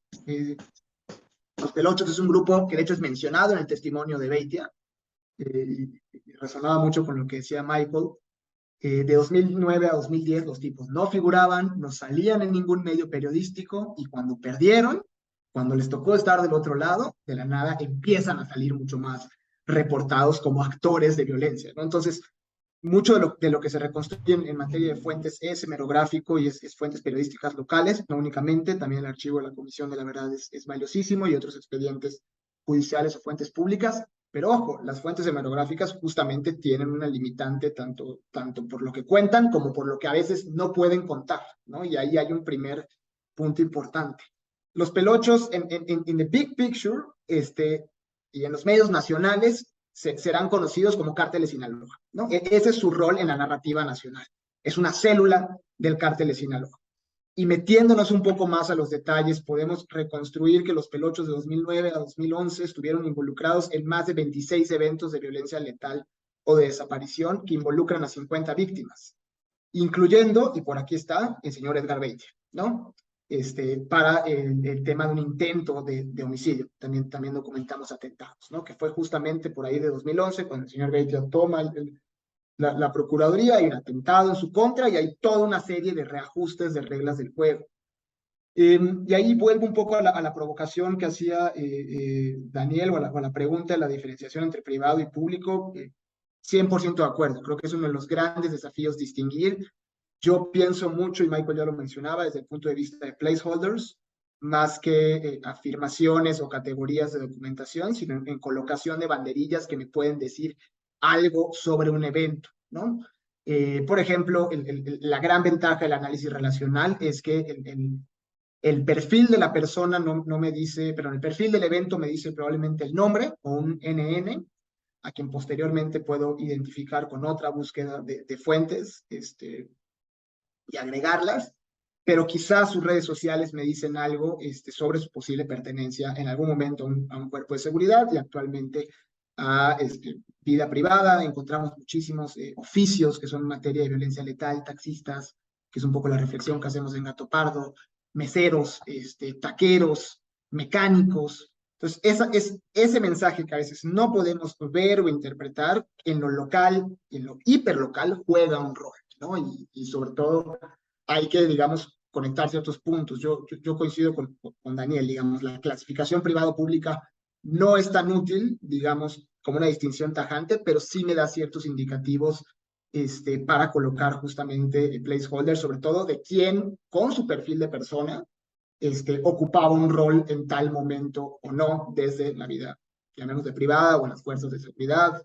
Yo ahí en la caracterización municipal y estatal, al menos desde el punto de Nayarit, no sé, o al menos la información recopilada no me alcanzaría para hacer esa afirmación de diferenciar como captura en lo municipal y en lo estatal no captura, porque lo que sí observamos, y de eso sí puedo hablar, es que hay una repetición de actores en lo municipal y en lo estatal, fluctuando e intercambiándose prácticamente todo el tiempo, entre posiciones de política. Hoy te tocó ser director de policía municipal, mañana te tocó ser alcalde, y si bien te tocó estar en tal o Y dirección estatal. Entonces, digamos, hay una fluctuación donde sí me atrevo a decir, y ahí sí coincido contigo, los actores de policía municipal y estatal juegan un rol diferente en la gestación de violencias.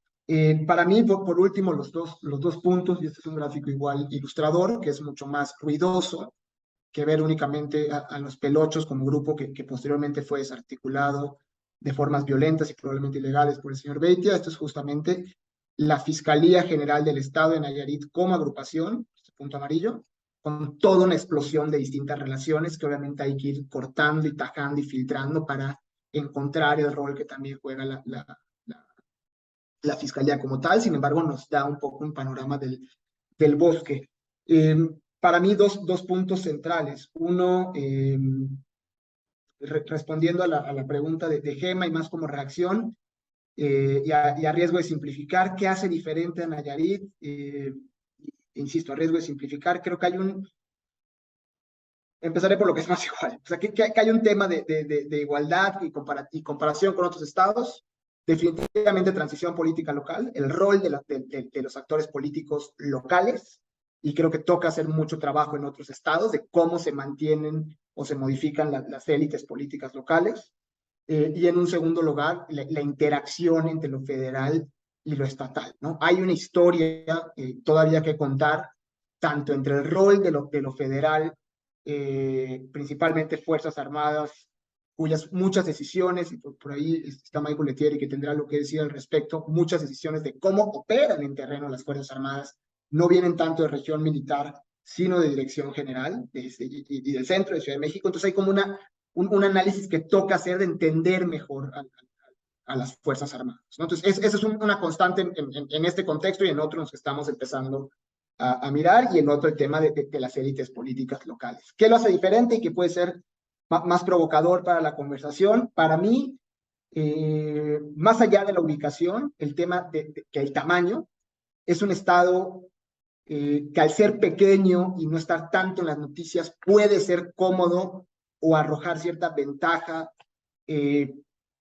Digamos, el tema de ocultamiento, o aquí no me van a ver, o aquí no me van a descubrir de Nayarit, como una zona de refugio entre Sinaloa y Jalisco, es interesante, ¿no? Y esto, Michael, es más una reflexión de Michael que mía, pero la tomo prestada.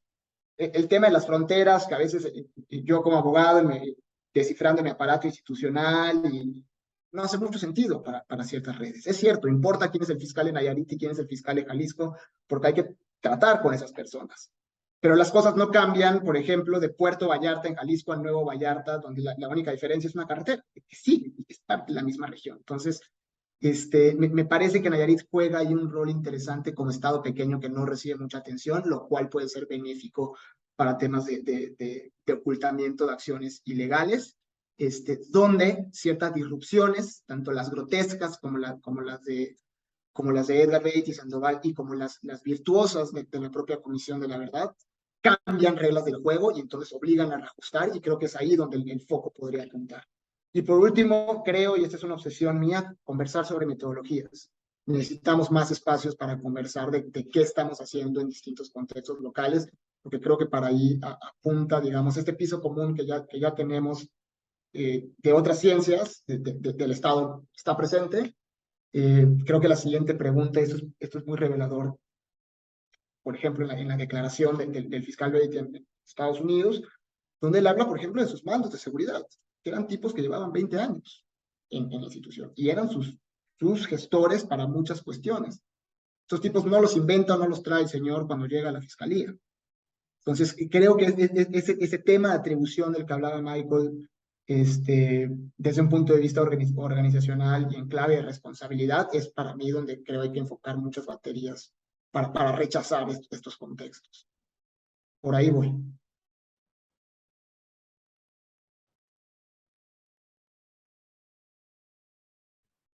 Gracias, Jorge.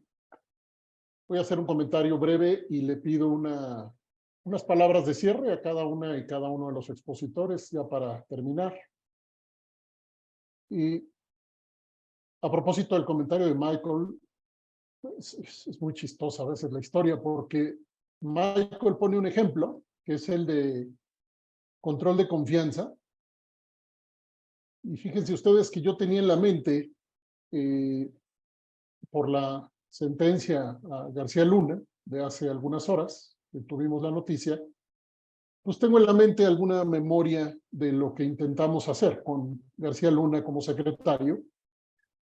Y te cuento, Michael, les cuento a todas, a todos, que algo de lo que intentamos hacer fue proponer que no se redujera la promesa presidencial de terminar con la corrupción de la policía como lo hizo el presidente Calderón, que esa promesa no se redujera a las evaluaciones de control de confianza. Hicimos una argumentación y propusimos un sistema de control, de supervisión externa y de evaluación para tratar de monitorear qué efectos tenía el control de confianza con respecto a la promesa formal de reducir la corrupción. No prosperó el proyecto. Y entonces, no prosperó porque, como en tantos otros casos, ni siquiera hubo una respuesta formal de sí o no. Simplemente no hubo respuesta, como en tantas experiencias que yo he vivido. Ahora, yo termino con esta provocación final. Habla Jorge de un piso común. Yo lo que pregunto es, ¿cómo, cuándo, dónde creamos un piso común para problematizar complejidades con las autoridades.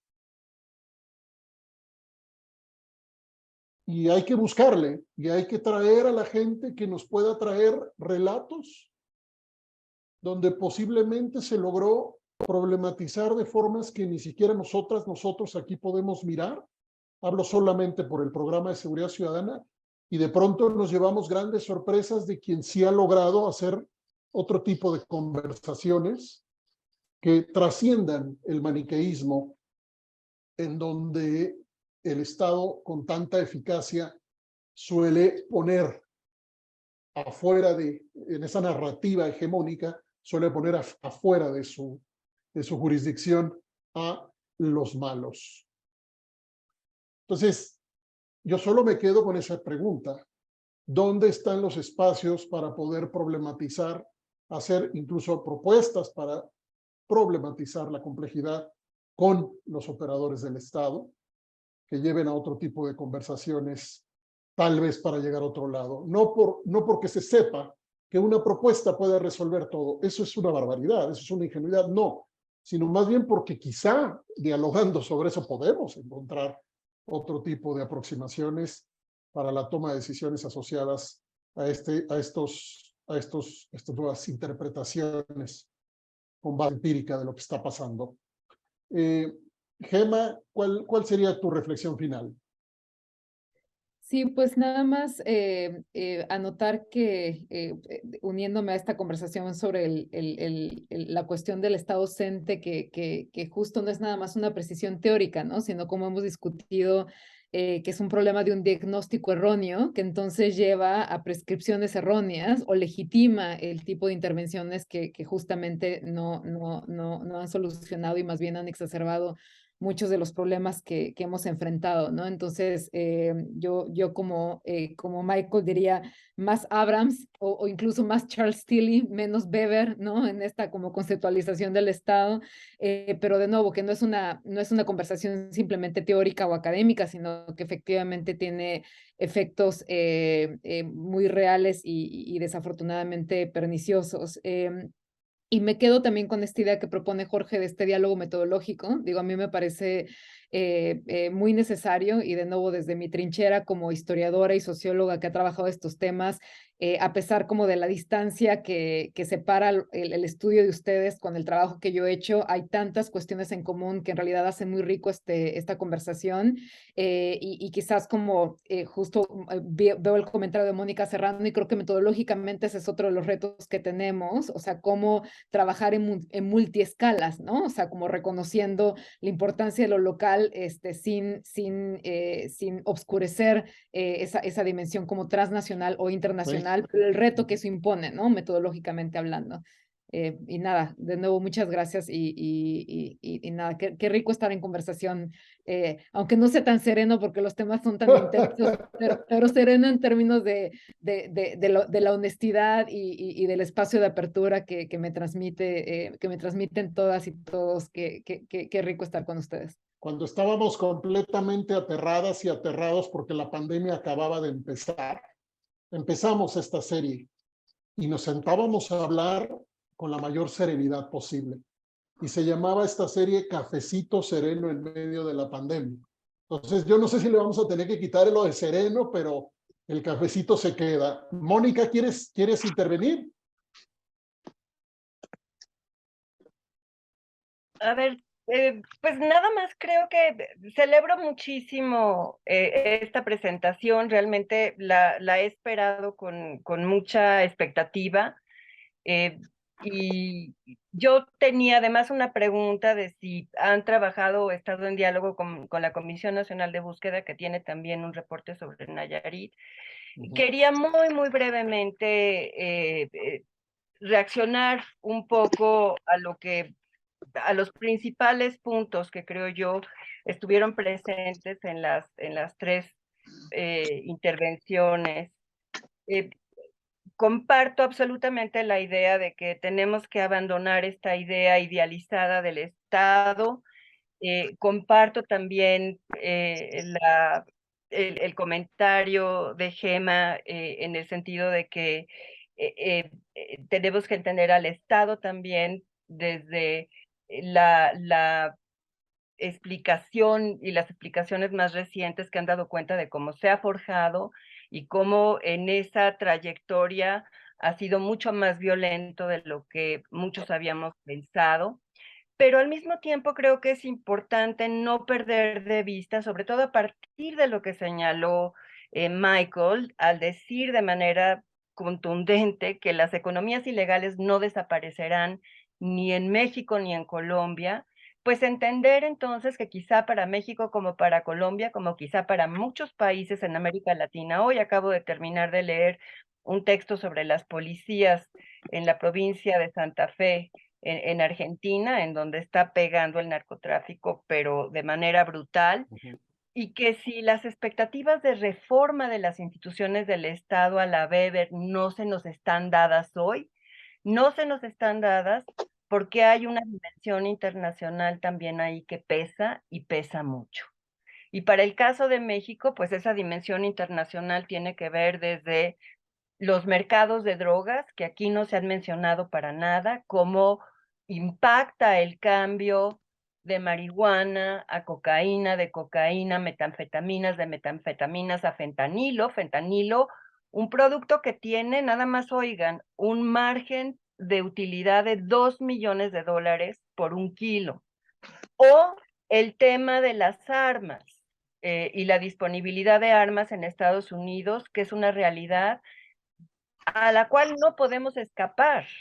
Pero celebro muchísimo al mismo tiempo el llamado a propuestas más modestas, más aterrizadas en la realidad, en donde podamos imaginar el Estado y medidas que nos permitan aproximarnos a eso que podemos imaginar como Estado, a partir de un llamado, por ejemplo, como bien señalan, contra la impunidad, haciendo hincapié en que la impunidad no es solo una impunidad pública, sino que es también una impunidad social, vía complicidades, vía acuerdos, vía pactos.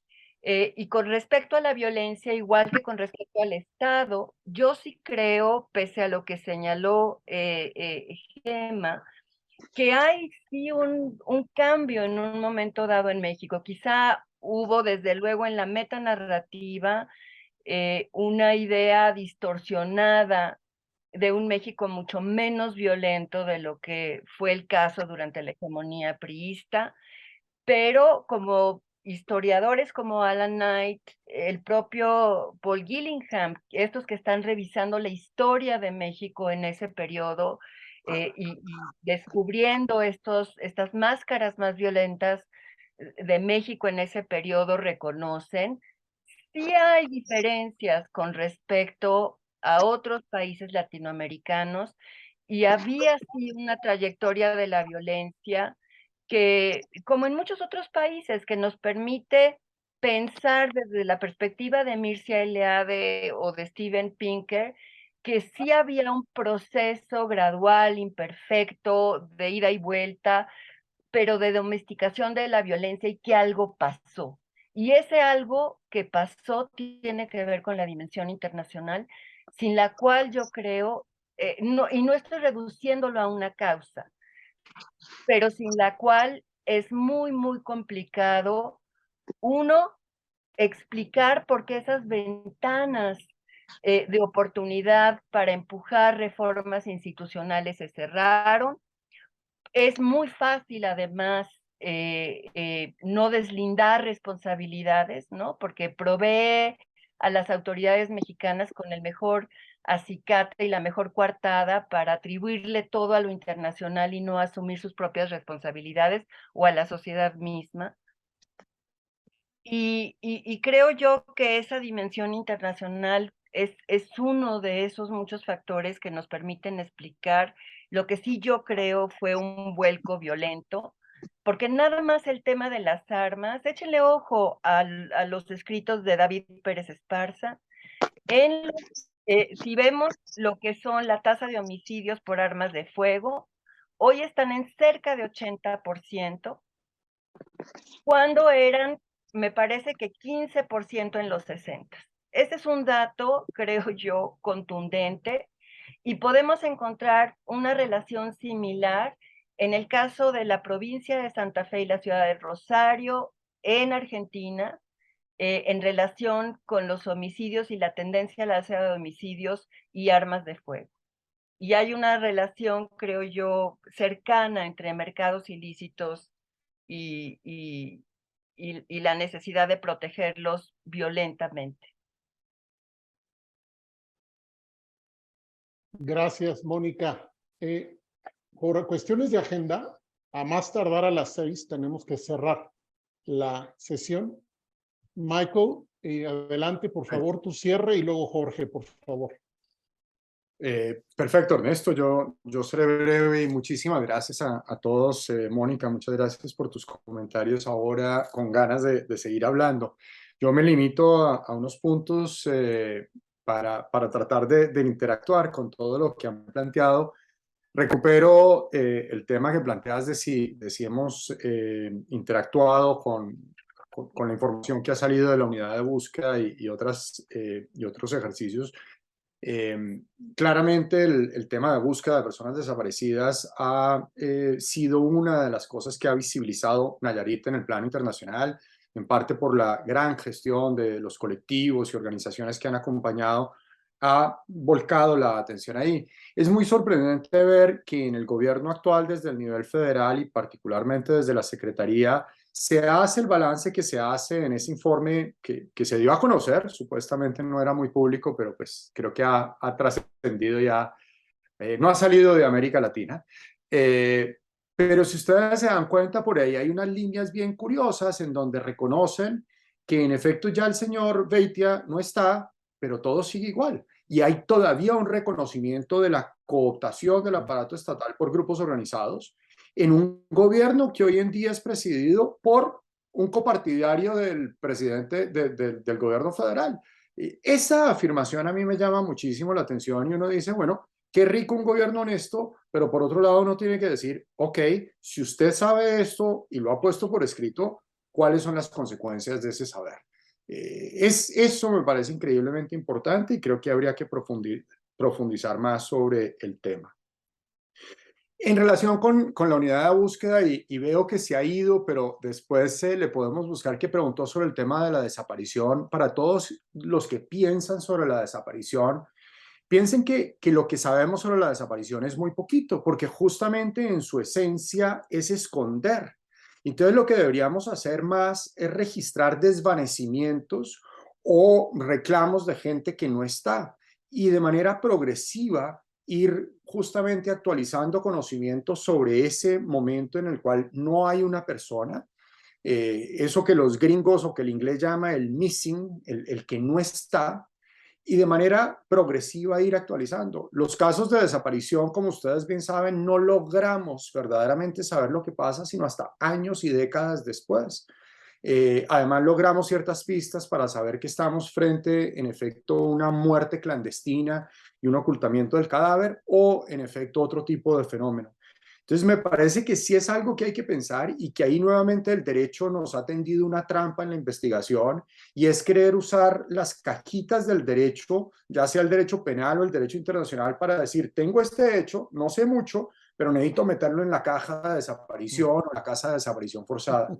Yo insistiría en que lo que tenemos que hacer es documentar. Tengo un problema brutal de gente que debería estar y que no está, y que le hacen falta a alguien, y de manera progresiva ir avanzando. No tanto la adecuación típica que llamamos el abogado, la necesidad de ponerle un rótulo o una cajilla, sino más, sepamos más sobre el misterio que hay alrededor de los cuerpos que no están.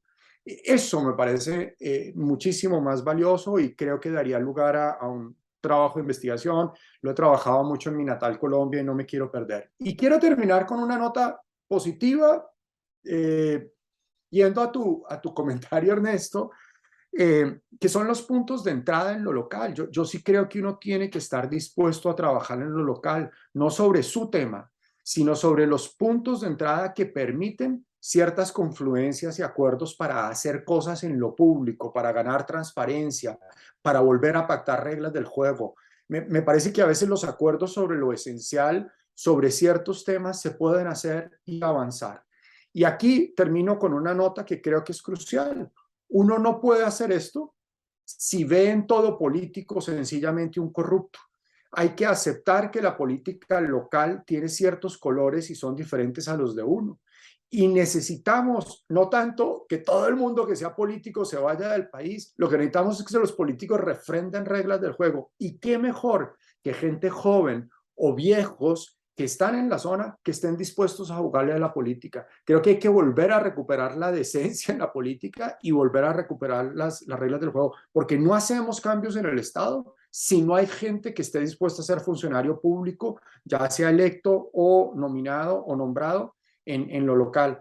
Creo que a veces con esos purismos de decir el Estado es corrupto, y como que se nos olvida de que al fin y al cabo alguien tiene que someterse a todo lo que implica ser funcionario público hoy en día, que implica violencia, que implica todo tipo de ataques.